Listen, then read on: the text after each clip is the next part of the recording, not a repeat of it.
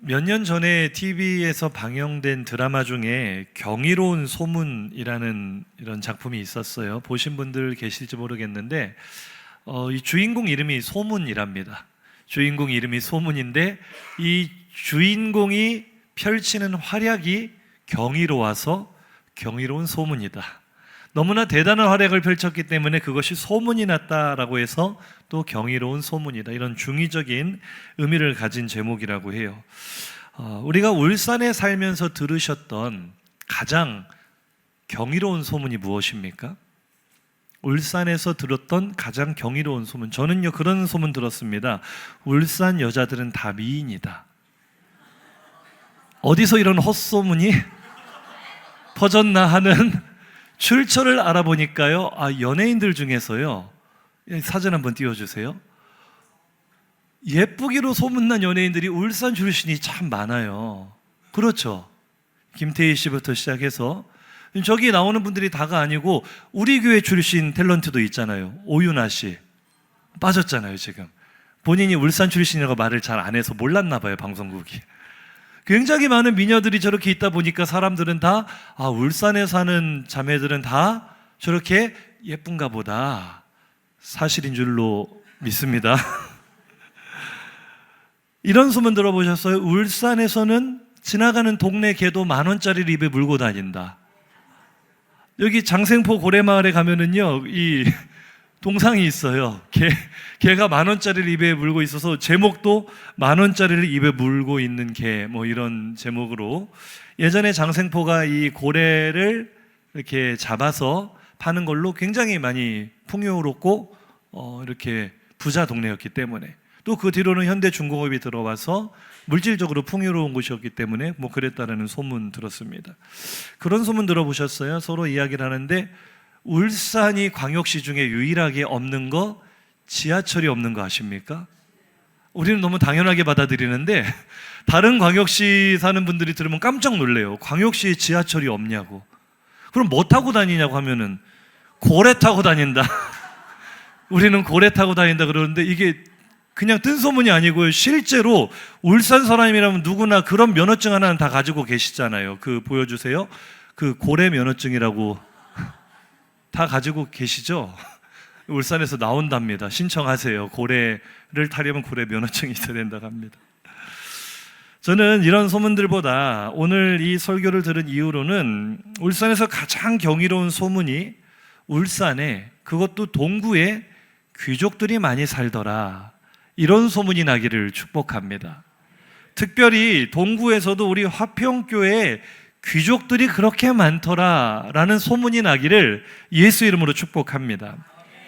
무슨 이야기인지 본문을 통해 잠시 살펴보려고 하는데요, 오늘 본문은 바울 당시에 경이로운 소문이 났던 교회, 바로 데살로니가 교회의 이야기입니다. 데살로니가 교회는 바울이 2차 선교 여행 중에 유럽으로 건너가서 세웠던 두 번째 교회죠. 사도행전 17장 1절을 보시면 이제 한번 읽어보시죠. 그들이 암비볼리와 아볼로니아로 다녀가 데살로니가에 이르니. 지도를 보시면 조금 이해가 빠른데요, 바울이 드로아에서 마게도냐 사람의 환상을 보고 저 유럽 대륙, 지금의 그리스입니다, 그리스로 넘어가게 돼서 첫 번째 세운 교회가 바로 빨간 네모로 되어 있는 빌립보 교회였어요. 근데 이 빌립보에서 열심히 이제 복음을 전하다가 귀신 들린 여종 고쳐준 사건으로 감옥에 들어가게 되고, 감옥에서 나오게는 됐지만 이 바울을 가뒀던 사람들이 바울이 로마 시민이라는 걸 알고 혹시나 후환이 두려워서 빨리 나가라고 추방을 시킵니다. 그래서 바울이 빌립보에서 나와서 저 암비볼리와 아볼로니아를 지나 어디에 정착을 했냐면 데살로니가라는 지역에 이제 머물게 된 거예요. 이 데살로니가는 알렉산더 대왕의 부하인 카산더가 기원전 316년에 자기 부인의 이름을 따서 지은 도시입니다. 그 부인이 바로 알렉산더의 여동생이었는데, 배다른 이복 여동생이었는데, 그녀의 이름이 바로 테살로니카였어요. 그래서 그녀의 이름으로 도시를 건설한 곳이 바로 데살로니카였는데, 이게 그리스와 로마를 이어주는 항구 도시, 교통의 요지이다 보니 금방 급속도로 성장을 한 거예요. 그래서 로마 시대에는 이 마게도니아 지역을 관할하는 마게도니아 속주의 수도가 되었습니다. 그래서 수많은 외국인들이 이 데살로니가를 왕래하면서 마게도니아, 그리스 지역에서 인구가 가장 많은 도시가 되었고요. 지금도 이 데살로니가가 현존하는 도시입니다. 다음 지도 보시면 그리스 제2의 도시 테살로니키가 바로 성경이 말하는 데살로니가예요. 굉장히 아름다운 항구 도시죠. 우리나라로 치면 딱 부산 포지션을 가지고 있다고 보시면 돼요. 지금도 많은 무역과 사람들이 왕래하는 곳이지만 바울 당시에도 그랬어요. 그러다 보니 빌립보와는 좀 다른 특징을 가지고 있었는데요. 사도행전 17장 1절 2절을 보면 데살로니가에 갔더니 노란 글씨에 거기 뭐가 있어요? 유대인의 회당이 있었어요. 빌립보는 로마의 퇴역 군인들을 중심으로 공동체가 형성된 약간 폐쇄적인 사회였어요. 로마의 시민권이 없는 사람들은 발붙이기가 어려운 폐쇄적인 도시이다 보니 그 빌립보에는 디아스포라 유대인들이 들어가기가 어려웠고, 그러다 보니 회당도 없고 바울이 이 복음을 전할 때 어디로 가서 안식일을 지키지 고민할 만큼 그런 특징이 빌립보였다면, 바로 인근 도시였지만 데살로니가는 굉장히 개방적인 도시였어요.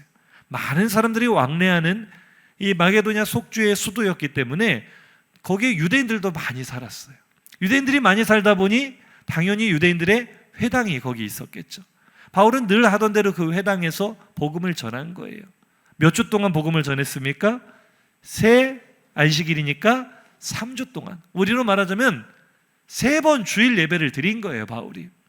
그리고 별일이 없었으면 계속 거기서 복음을 전하며 이 데살로니가 교회를 든든히 세웠을 텐데, 3번 주일 말씀을 전하고 났을 때쯤 한 달이 채 못 돼요. 사건이 터진 겁니다. 어떤 사건이 터졌어요? 사도행전 17장 5절 이하를 보시면 바울이 전한 복음을 듣고 많은 그리스 사람들이 회심을 하고 예수를 믿고 교회가 세워지게 되었습니다. 그 모습을 바라보던 이 데살로니가에 살던 유대인들이 바울을 시기한 거예요. 저 가만히 들어보니까 우리가 알고 있는 율법과 좀 다른 내용을 전하는데 왜 사람들이 저기에 열광을 할까? 왜 사람들이 모여들까? 화가 난 유대인들이 노란 글씨 보세요. 어떤 불량한 사람들을 데리고 쳐들어오는 겁니다. 오늘로 말하면 조직폭력배를 동원을 해서 바울을 영접하고 받아들인 야손이라는 사람의 집을 습격을 한 거예요. 바울의 거처를 마련한 이 야손의 집에 쳐들어가서 바울 잡아라 하고 갔는데 바울과 일행들이 없으니까 애꿎은이 야손이라는 사람을 붙잡아다가 이 고발을 한 겁니다. 고발한 내용이 뭐예요? 계속 따라서 아래에 노란 글씨 보시면 가이사, 로마 황제 카이사르의 명을 거역하고 다른 왕을 섬기더라. 예수라는 다른 황제가 있다고 하더라. 이런 소문으로 고발을 한 거예요. 그러니 바울 일행이 지금 큰 곤욕을 치르게 됐죠. 그래서 이 사건 때문에 바울과 그의 일행이 밤중에 야반도주 하듯이 데살로니가를 떠나게 됩니다. 그게 이제 10절 마지막에 있는 어디로 가요? 베레아라는 바로 옆에 있는 도시로. 지도를 보시면은 베레아는요, 이 조금 더 내륙으로 들어가죠. 데살로니가에서 내륙으로 들어가 갑작스럽게 이 데살로니가를 떠나게 됐죠. 그리고 그 베레아에 가서도 바울은 다시 복음을 전합니다. 이 모습을 누가가 사도행전에 어떠한 기록으로 남겼냐면요, 사도행전 17장 10절과 11절인데 우리 지금 보는 성경 말고 화면 보시고 이전 번역 성경을 한번 읽어봅시다.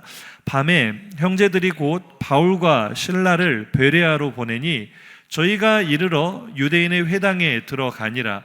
베레아 사람은 데살로니가에 있는 사람보다 더 신사적이어서 간절한 마음으로 말씀을 받고. 지금 우리 성경에는 더 너그러워서 이렇게 돼 있을 거예요. 베레아 사람들이 데살로니가 사람들도 더 너그러웠다. 그런데 제가 보니까 이 원어의 느낌을 조금 더 잘 살린 게 지금 번역보다 옛날 번역이 더 원어에 가까워요. 원어로 유게네스라는 단어를 썼는데 이 단어는 정확하게 말하면 신사적이었다, 조금 더 강한 표현으로 귀족적이었다, 이런 뜻이에요. 그러니까 지금 누가가 무슨 얘기를 하는 겁니까? 바울과 그의 일행들이 이 데살로니가에서 험한 꼴을 당했잖아요. 조직폭력배들이 막 쳐들어와서 바울을 잡아라, 죽여라 하는 통에 밤중에 도망치듯이 베레아로 갔단 말이에요. 바로 옆 동네예요. 바로 옆에 있는 도시예요. 거기서 복음을 전하는데 이 사람들이요, 데살로니가 사람들하고 다른 거예요. 사람들이 굉장히 교양이 있고 부드럽고 말씀을 받을 때도 굉장히 그것을 진지하게 받아들이면서 막 묵상하는 모습을 보여주니까 누가가 이 모습을 보고, 야, 확실히 내륙에 사는 사람들은 다르구나, 귀족들이구나, 이렇게 표현을 한 겁니다. 자, 그러면 듣다 보니 어디가 기분이 나빠요? 데살로니가. 그 우리는 뭔데? 옆 동네 내륙 동네 베레아는 귀족이면 우리는 뭐 아래 것들인가? 천한 것들인가? 이런 생각이 들잖아요. 그런데 이게 남의 나라 이야기가 아니더라고요. 경상도, 전라도 하는 우리의 이 행정구역, 팔도라고 하죠. 팔도. 이 팔도가 언제 명칭이 정립이 됐냐면 조선 초기 때입니다. 조선 팔도라고 들어보셨죠? 태종 이방원이 고려시대 때 이 행정체계를 받아들여서 이제 명칭을, 이름을 정하는데, 당시 각 지역에 양반들이 가장 많이 모여 살던 주요 도시들의 앞글자를 따서 도의 이름을 정합니다. 그러니까 강원도라고 하면은 강릉, 원주 해서 강원도예요. 충청도는요, 충주, 청주 해서 충청도가 됐고요. 전라도는 전주, 나주 해서 전라도. 이게 그 조선시대 때, 고려에서 조선 넘어올 때까지 양반들이 제일 많이 모여 살던 중심 도시들이에요. 자, 그럼 우리 대망의 경상도는요, 울주는 안 나오고요. 뭐예요? 경주, 상주 해서 경상도예요. 그러니까 이 주요 도시들이 다 대부분 내륙에 위치하고 있는데요, 특별히 이 경상도만 좀 뜯어보면은요, 다음 사진 보여주세요. 정말 기분이 나쁜 게 뭐냐면은요, 지금 경상도의 제일 주요 도시가 어디 있어요? 전부 다 경남에 있잖아요. 경남, 부산, 울산, 창원, 다 경남이잖아요. 정작 저 도의 이름을 정할 때는 경상남도는 아예 들어가지도 않아요. 해안가는 전부 다 빼버리고 딱 잘라서 경북으로만 잘라서 경주, 상주, 그 다음으로 쳐주면 어디였겠어요? 울산? 아니고 안동. 이게 조선시대 때 양반도시라는 거예요. 양반도시. 경주, 상주. 그럼 우리 울산은 뭐예요? 저 동네가 양반도시면 우리는 아래 것들이 사는. 상당히 기분이 나쁜데요, 동서고금을 막론하고 일종의 통념입니다. 해안가 사람들은 무식하고 거칠고 험하다. 좋은 집안의 양반들은 해안가에 안 살고 내륙에 들어와 산다. 그러니까 무식한 아래 것들이 바닷가에 산다는 통념 때문인지 옆 사람과 한번 인사합시다. 그래서 남구로 이사 가려 하시는군요. 이 동구 사람들 꿈에도 소원이 남구로 이사 가는 거 아닌지 모르겠어요. 기회만 주어지면 이 동구를 빠져나가 남구로 가야 되겠다, 내륙으로 어떻게든 가야 되겠다. 가봤자 거기도 울산입니다. 우리가 기분은 나쁘지만 사도행전이 사실 그대로의 기록이에요. 당시 누가가 보고 듣고 느낀 바가 그랬다는 거예요. 데살로니가 사람들, 아유, 무식하고 상대하고 싶지도 않고 세상에 복음 전하다가 조폭들 동원해서 죽이겠다 하는 동네는 저 동네가 유일하다. 살다 저런 꼴은 처음 봤다. 두 번 다시는 그 동네 가고 싶지 않다 라고 완화해서 쓴 표현이, 베레아 사람들은 데살로니가에 비해 귀족적이었다. 그럼 여기는 상놈들이었다, 그런 표시 아니겠어요? 굉장히 데살로니가가 들을 때는 기분이 나빠요. 하지만 사도행전의 표현대로 정말 그랬습니다. 이 데살로니가 사람들이 얼마나 거칠었는지요, 사도행전 17장 13절 이하를 보면 이 사람들이 어디까지 쫓아와요? 자기네 동네에서 바울 쫓아낸 걸로는 직성이 안 풀렸는지 베레아까지 원정을 와가지고 바울을 또 쫓아내요. 바울이 결국 저 아래 아테네까지 밀려서 쫓겨서 아테네까지 간 거예요. 아테네에서 철학자들하고 논쟁하다가 아이고, 내가 말싸움으로 되는 게 아니겠구나 해서 아테네를 떠나 고린도에 정착하게 된 그 배경에 바로 이 거친 데살로니가 사람들이 있었던 거예요. 얼마나 그 등살을 못 이겼으면 저 멀리, 쉽게 우리나라 지도로 말하자면 서울에서 사역하던 양반이 저 부산까지 내려오게 된 계기가 데살로니가 사람들 때문이었다. 그러니 우리가 일반적으로 상식적으로 생각할 때 이 데살로니가에 교회가 세워진다. 상상할 수 있겠습니까? 설교는 듣고 계시죠? 이 데살로니가에 겨우 세워진 교회가 부흥하는 게 정상적이에요? 망하는 게 정상적이에요? 상황을 보면 여기는 교회가 안 되겠구나. 이 동네는 너무 거칠고 사람들이 몰상식해서 여기는 복음이 뿌리내리기 어렵겠구나. 더군다나 바울이 얼마 동안밖에는 못 가르쳤어요? 예배 딱 3번 드렸어요. 주일 예배 딱 3번 드리고 담임 목사님이 가버렸는데 어떻게 여기 교회가 서겠습니까? 그래서 바울은 결국 베레아에서도 밀려나 아테네로 또 고린도까지 가서 거기서 정착해서 복음을 전하고 교회를 세우고 있는데, 그러던 중에 저 데살로니가에서 경이로운 소문이 들려오는 겁니다. 그게 바로 오늘 본문의 내용이에요. 한번 읽어보시죠. 7절 8절입니다. 그러므로 너희가 마게도냐와 아가야에 있는 모든 믿는 자의 본이 되었느니라. 주의 말씀이 너희에게로부터 마게도냐와 아가야에만 들릴 뿐 아니라 하나님을 향하는 너희 믿음의 소문이 각처에 퍼졌으므로. 아멘. 믿을 수 없는 소문입니다. 말 그대로 경이로운 소문입니다. 아니, 거기 교회가 겨우 명맥만 유지하고 있습니다라는 소식을 들어도 기쁠 텐데, 아니, 교회가 문 닫지 않고 그래도 믿음을 지키는 성도들이 있어? 극소수가 남았지만 그래도 열심히 하고 있어. 참 귀하다. 이랬을 텐데 그 정도 소문이 아니고요. 아니, 바울 선생님, 데살로니가 교회가 부흥했다는데요. 엄청나게 부흥해서 지금 이 마게도냐는 그리스의 북부 지역을 말하고요. 아가야는 그리스의 남부 지역을 말합니다.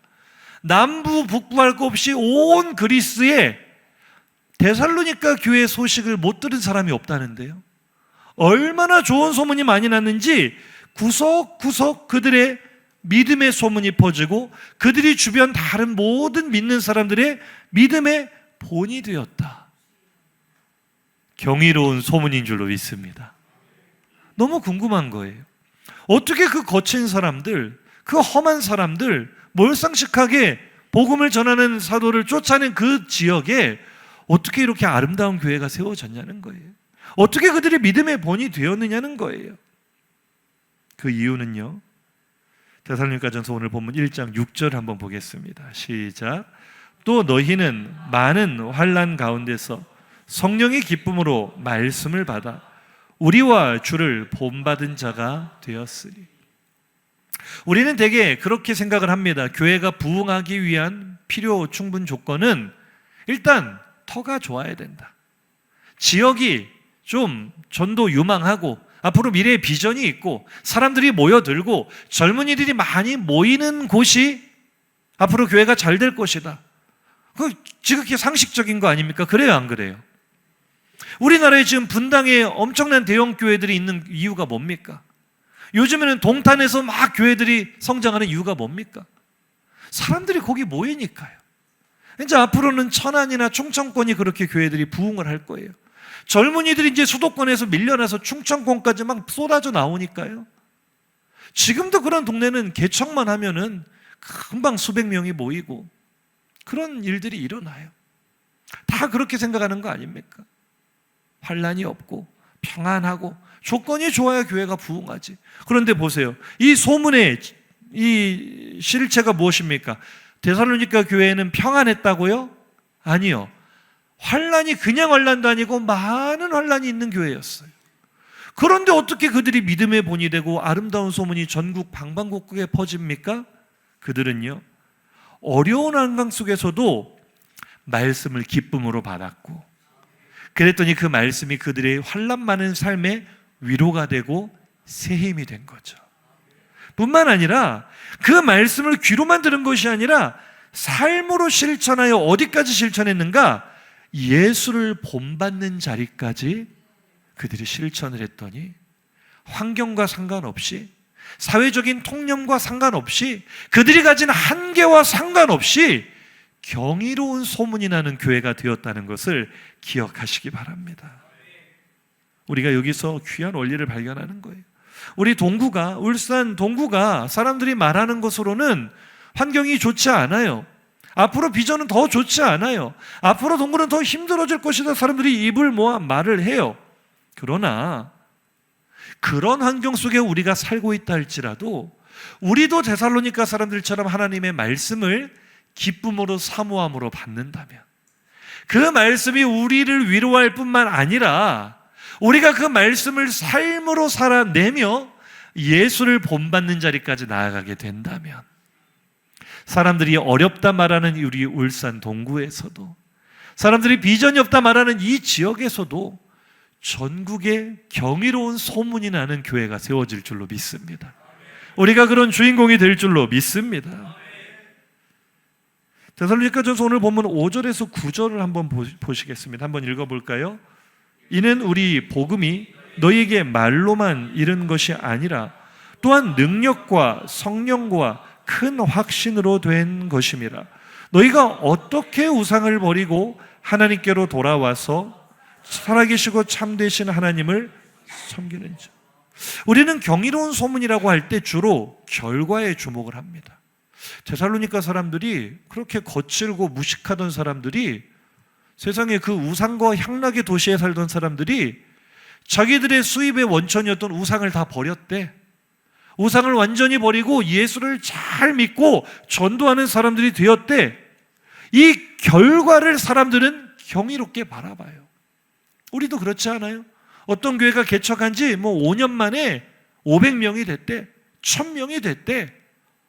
그쪽에서 그런 부흥의 역사가 일어났다면 우리는 그 결과를 경이롭게 바라봐요. 그러나 그 경이로운 결과를 만들어낸 원인이 더 중요하다는 사실을 기억하시기 바랍니다. 데살로니가 교회의 이 경이로운 변화와 부흥의 소문을 일으킨 원인은요, 조금 전 읽었던 말씀 다시 한번 띄워보세요. 복음이 그들에게 말로만 이른 것이 아니라 능력과 성령과 큰 확신으로 임했기 때문입니다. 좀 더 쉽게 풀어 설명하자면, 그들에게 전해진 복음은 말로 전해진 복음이 아니라 삶으로 전해진 복음이었어요.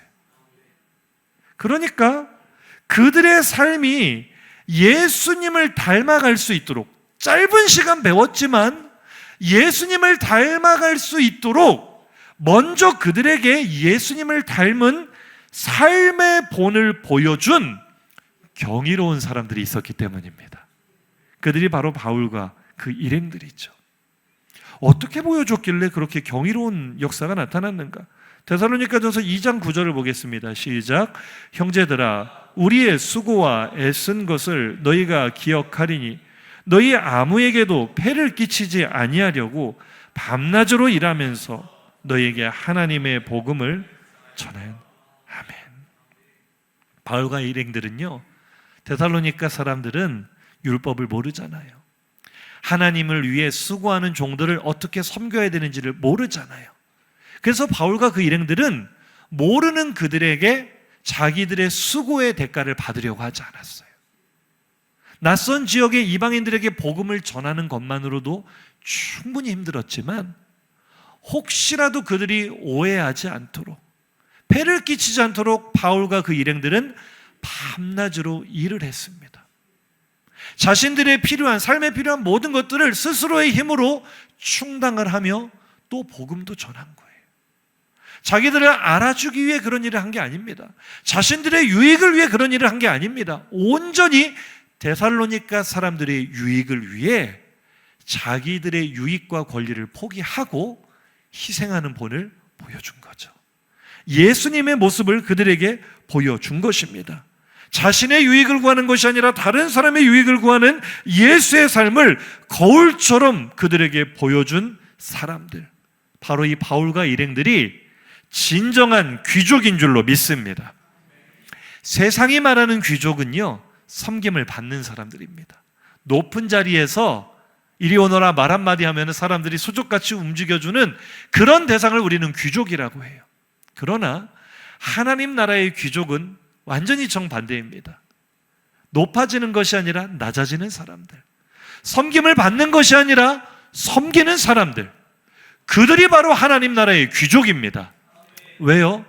우리가 따르는 왕이신 예수께서 먼저 그렇게 사셨기 때문입니다. 섬김을 받으려고 이 땅에 오신 것이 아니라 섬기기 위해 이 땅에 오셨고, 영광을 취하시려고 이 땅에 오신 것이 아니라 우리를 살리기 위해 자신을 대속물로 내어주시려고 죽기까지 낮아지신 예수가 나의 왕이라면, 귀족은 왕과 함께하는 사람들이죠. 우리의 왕이 낮아지셨다면 우리도 낮아지는 것이 마땅한 줄로 믿습니다. 이게 빌립보서 2장 3절 이하에 말하는 예수가 누구신가라는 고백인데 한번 천천히 읽어보시죠. 시작. 아무 일에든지 다툼이나 허용으로 하지 말고 오직 겸손한 마음으로 각각 자기보다 남을 낮게 여기고 각각 자기 일을 돌볼 뿐더러 또한 각각 나의 기쁨을 어디에 강조점이 있는지를 보세요. 남을 더 귀하게 여겨라. 다른 사람의 일을 돌보아라. 이것이 바로 다음 구절이 말하는 그리스도 예수의 마음이라는 거예요. 아멘이십니까?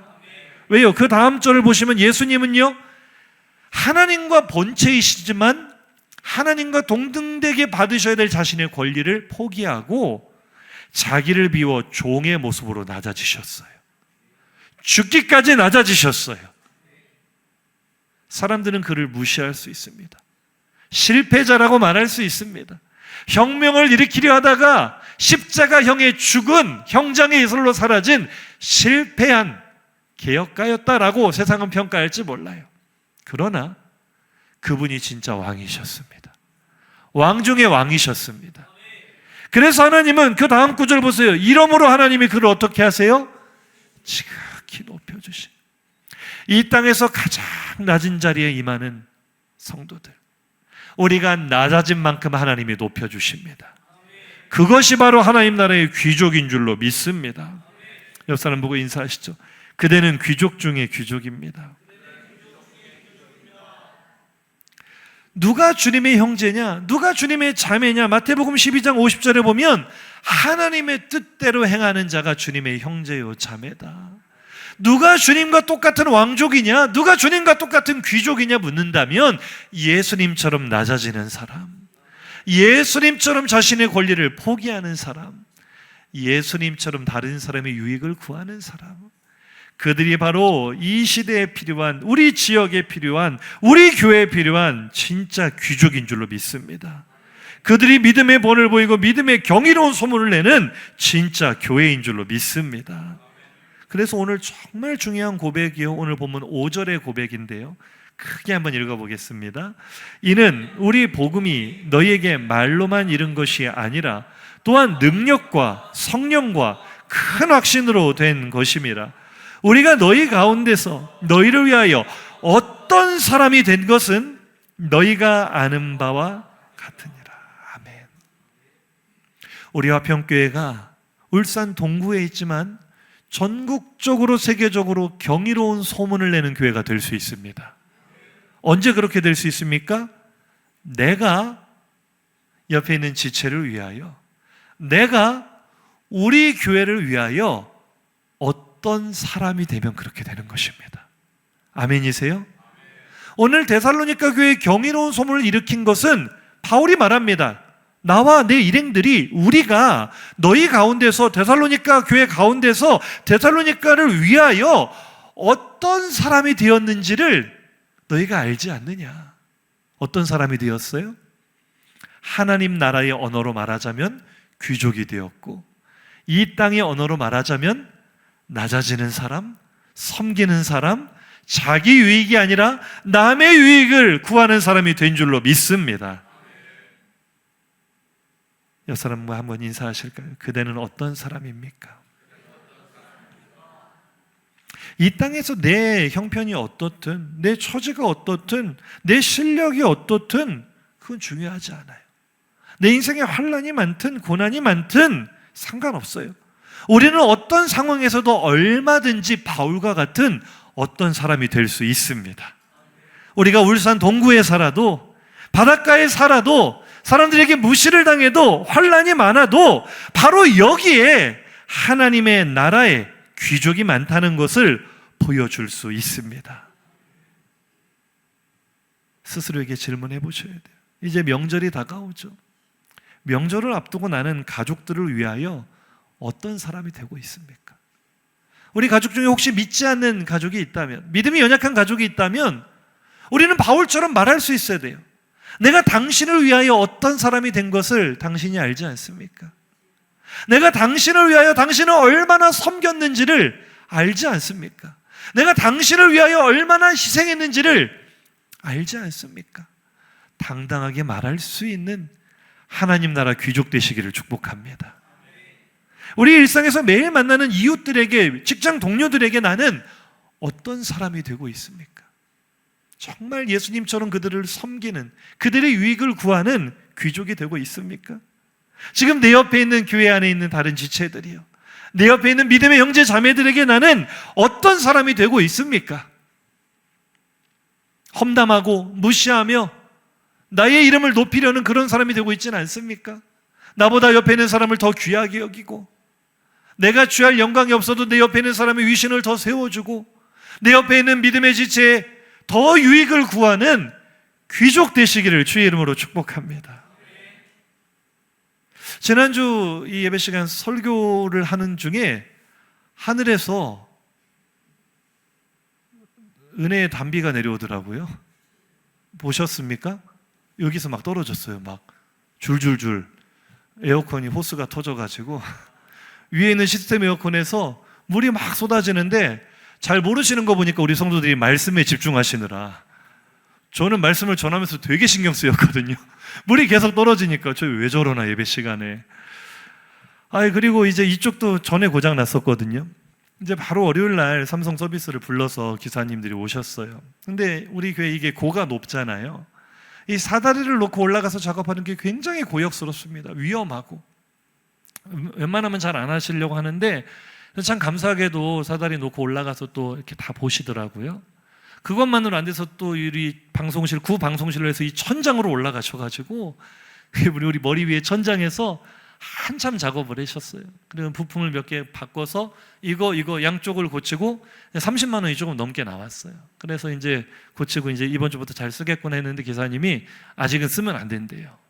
수리는 부품은 다 바꿨지만 이게 에어컨이 설치한 지 기간이 좀 됐기 때문에 호스가 이물질로 다 막혀서 그거를 빨아내주는 드레인 작업을 해야 되는데 그거는 본인들이 할 수가 없다고 다시 서비스를 등록을 해주겠다고 했어요. 그래서 저는 당연히 삼성에서 또 다른 기사님들이 오시는 줄 알고 기다렸죠. 오셨는데 보니까 이제 외주 업체가 온 거예요. 그거는 전문으로 하는 이제 일반 외주 업체가 있는데, 그럴 줄 알았으면 우리 1층 리모델링 할 때 우리 에어컨 사장님 정말 잘해주시거든요. 제가 알았으면 거기 연락을 했을 건데 이제 모르고 이제 설명을 받았기 때문에 이제 오셨는데, 오시자마자 이제 제가 이제 견적부터 물어봤더니 올라가서 봐야 합니다 하고 천장부터 올라가시는 거예요.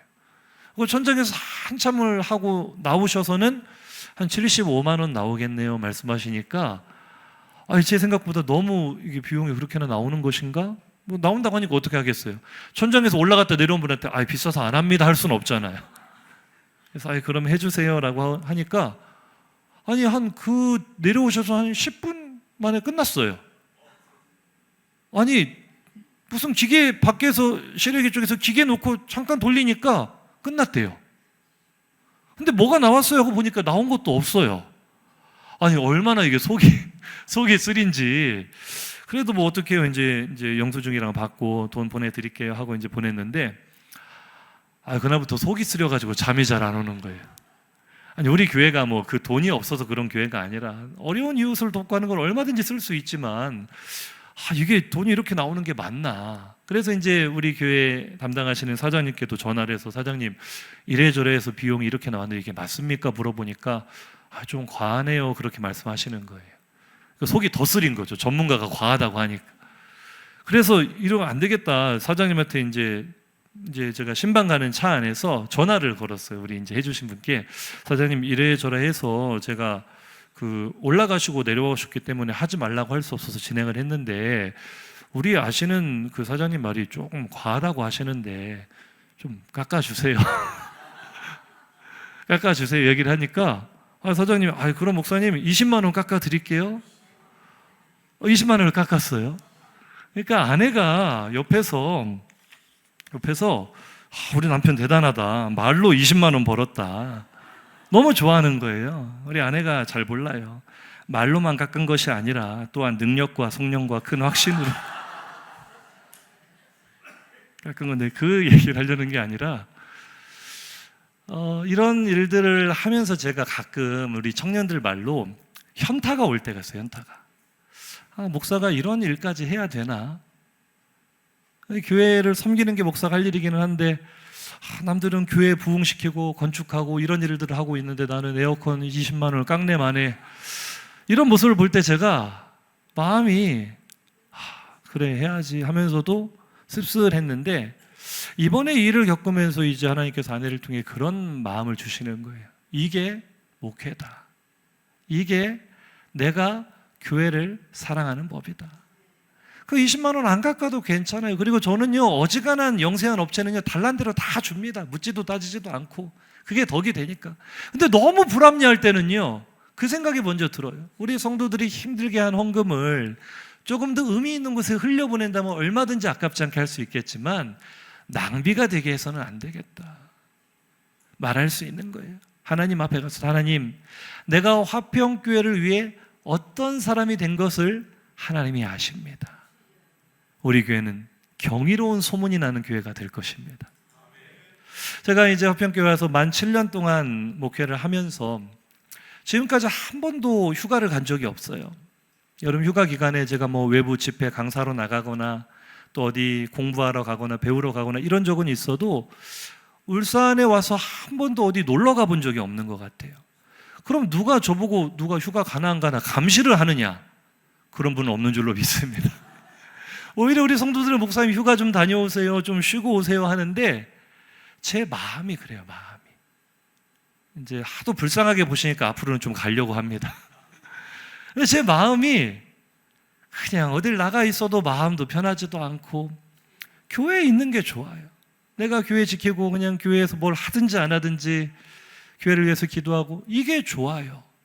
시킨다면 그렇게 못할 거예요. 그런데 성도를 사랑하고 교회를 사랑하면 시키지 않아도 섬기는 자가 될 수 있다는 것.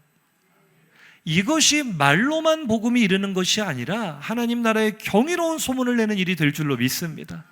제가 제 칭찬하려고 하는 이야기가 아니라 한 가지만 더 이야기를 하면은요, 우리 김한결 전사님 오늘 팔을 이렇게 깁스를 하고 왔어요. 큰 대형 사고가 터져서 아니 이 악기팀에서도 제일 중요한 우리 한결 전사님이 빠지니까 이거 큰일이다 싶은데 왜 그랬는가 하고 보니까 어제 우리 유초등부 신나게 가서 롤러스케이트 타고 왔거든요. 새 가족들 초청해가지고. 제가 알기로요, 우리 김한교 전사님은 절대로 자기 재밌으려고 롤러스케이트장 가서 넘어질 사람이 아닙니다. 아니 제가 우리 김한교 전사님 잘 아는데요, 절대로 자기 의지로 롤러스케이트장 갈 친구가 아니에요. 왜 갔겠어요? 그렇죠, 어린 영혼들 섬기려고. 아이들 놀아주고 주일학교 부흥시키겠다고 자기가 몸 던져서 저렇게 뛰다가 팔이 부러질 줄 누가 알았겠어요. 그러나 하나님 보시기에 아름다운 상처, 영광의 상처인 줄로 믿습니다. 영혼을 사랑하고 영혼을 섬기다 보면 예기치 않은 일을 만날 수 있겠죠. 그러나 그것을 하나님께서 기억하고 계시는 것입니다.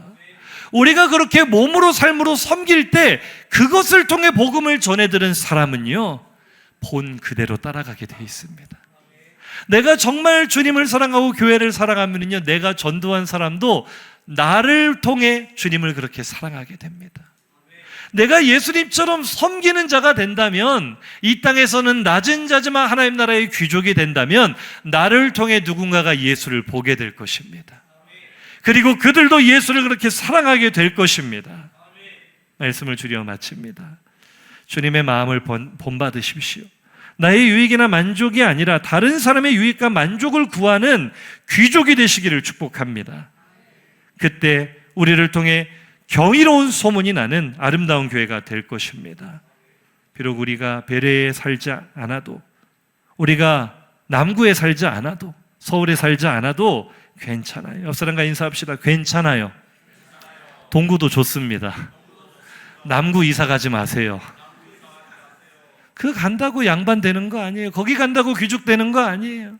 이곳에 있어도 내가 예수님 닮아가면, 예수님 마음 닮아가면 우리가 바로 하나님 나라 귀족입니다.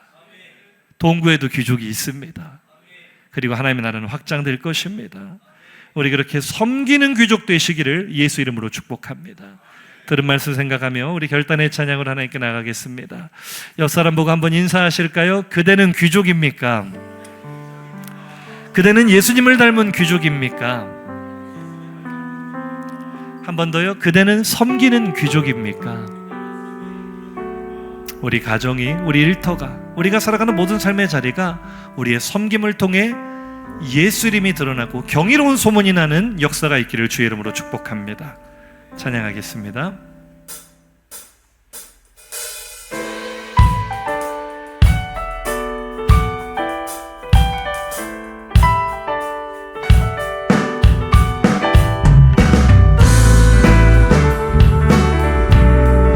우리 힘있게 박수 치면서 주님, 내가 이런 사람이 되기를 원합니다. 고백합시다. 주님의 마음을 본받는 자, 그 마음의 평강이 찾아오는 험악한 세상을 이기리. 하늘로부터 우리의 삶에 고난이 많아도 다시 한번 주님의 마음을, 주님의 마음을 본받는 자, 그 마음의 평강이 찾아오는 험악한 세상이 이기리니 하늘로부터 임함이로다. 주님의 마음 본받아 살면서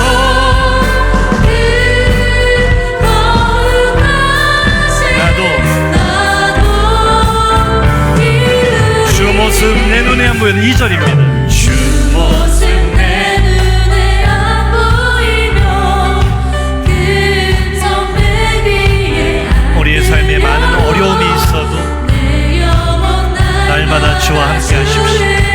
주의 말씀을 따라 예수를 닮아 가십시오. 주님의 마음, 주님의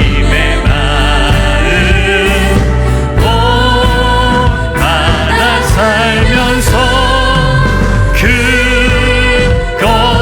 거룩하신 나도 이루리. 가는 길 거칠고 험하여도 내 맘에 불평이 없어지는 십자가 고난을 예수님의 마음 본받으면 내가 어디에 있든지 늘 평안합니다. 주 예수 세상에 다시 오실 그날의 무성도 변화하여 주님의 빛나는 그 다 함께 보며 우리 소망으로 주님을 찬양합시다. 할렐루야. 주님의 마음 본받아 살면서 그 거룩한 경이로운 소문을 나도 낼 것입니다. 마지막으로 주님의 마음, 주님의 마음 본받아 살겠습니다. 예수님처럼 낮아짐으로, 섬김으로 경이로운 하나님의 나라의 영광을 보겠습니다. 이루리. 할렐루야. 우리 함께 통성으로 결단하며 기도하겠습니다. 우리의 관심사는 세상에서 얼마나 높아지고 얼마나 많은 것을 이루고 갖고 누리는가. 우리는 세상에서 귀족이 되고자 애쓰고 힘쓰는 인생은 아니었습니까? 오늘 말씀은 우리에게 분명한 것을 가르쳐 줍니다. 하나님 나라의 귀족이 되십시오. 하나님 나라의 귀족은 이 땅에서 낮아지는 사람들입니다. 내륙에 살아야 귀족이 아니라, 교양이 있고 배운 것이 많아야 귀족이 아니라, 험악한 환경에 놓여 있어도 모든 것이 되지 않는 광야와 같은 현실에 버려진 것 같아도 왕이신 우리 예수님도 하늘 영광을 버리고 낮아지셨는데 나는 그 예수님을 따르는 하나님 나라의 귀족 되겠습니다. 이런 결단으로 나보다 남을 더 귀하게 여기고 내 유익이 아니라 내 자존심을 채우는 것이 아니라 내 감정에 충실하여 나의 만족을 구하는 것이 아니라 옆에 있는 사람의 유익을 구하고 연약한 사람을 더 유익하게 만드는 예수님을 닮아 나를 기꺼이 희생할 수 있는 하나님 나라의 귀족이 바로 이곳에서 있다는 것을 우리가 보여줘야 합니다. 이 시간 결단하며 기도하실 때 구체적으로 나는 가정에서 어떤 사람이 될 것인가, 나는 일터에서 어떤 사람이 될 것인가, 나는 교회에서 다른 사람들을 위하여 어떤 사람이 될 것인가, 바울처럼 예수님을 닮아 희생하고 헌신하는 하나님 나라의 귀족이 되겠다고 결단하는 마음으로 주여 한번 부르짖고 통성으로 기도합니다. 주여